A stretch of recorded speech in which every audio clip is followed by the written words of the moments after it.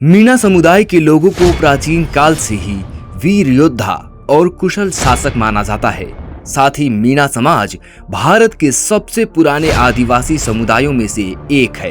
खासकर राजस्थान में कहा जाता है कि इनका संबंध महाभारत काल के मत्स्य राज्य से है, जिसकी राजधानी विराटनगर थी, जो कि आज के समय में राजस्थान के जयपुर और अलवर जैसे शहरों के नाम से जाना जाता है। मत्स्य एक संस्कृत शब्द है जिसका हिंदी अर्थ है मछली। मत्स्य हिंदू भगवान विष्णु के मछली अवतार हैं। मीणा समुदाय मीनेश यानी मछलियों के नेता को अपना देवता मानते हैं, जो मीणाओं के भगवान के रूप में भी जाना जाता है। आपको बता दें कि मध्यकाल में मीणाओं ने आमेर, जो कि जयपुर का एक उपनगर है, उस पर राज भी किया था, लेकिन बाद में कछवाहा राजपूतों ने उनसे सत्ता छीन ली और ऐसा माना गया कि आमेर को बसाने वाले कछवाहा राजपूत थे। इसके बावजूद मीणा समाज ने अपनी बहादुरी दिखाई और मुगलों के खिलाफ जमकर लड़ाई लड़ी। इसीलिए कई मीणा नायकों को आज भी गीतों में याद किया जाता है। जैसे लोग आजकल भैरव लाल मीणा को सामाजिक न्याय, आदिवासी अधिकारों और शिक्षा के क्षेत्र में योगदान देने के लिए याद रखते हैं।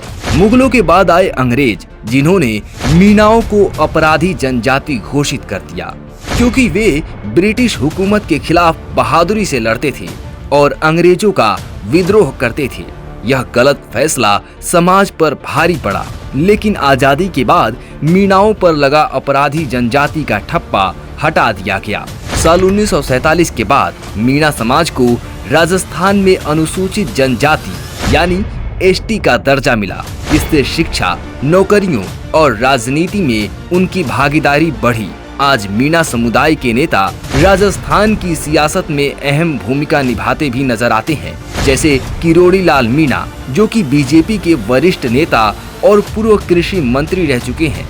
इन्होंने साल 2024 में मोदी सरकार के क्रीमी लेयर विरोधी रुख का समर्थन करते हुए मंत्री पद से इस्तीफा भी दिया था, जिससे पार्टी में हलचल मच गई थी। ऐसे मीणा समाज के कई नाम हैं जो राजस्थान की पॉलिटिक्स में गेम चेंजर साबित हुए हैं। मीणा समुदाय राजस्थान के दौसा, सवाई माधोपुर, करौली, अलवर जैसे क्षेत्रों में राजनीतिक रूप से प्रभावी है।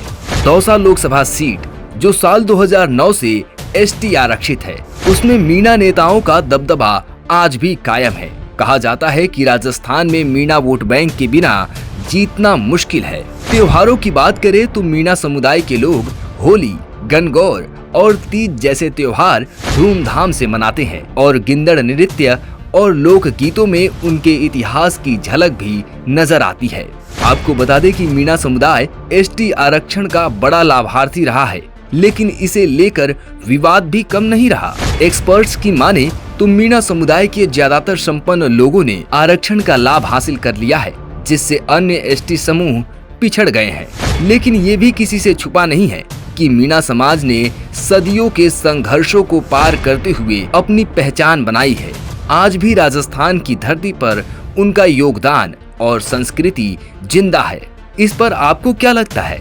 अपनी राय कमेंट सेक्शन में जरूर दें और इसी तरह की जानकारी को जानने के लिए जुड़े रहिए पॉलिटिकल पंचायत के साथ।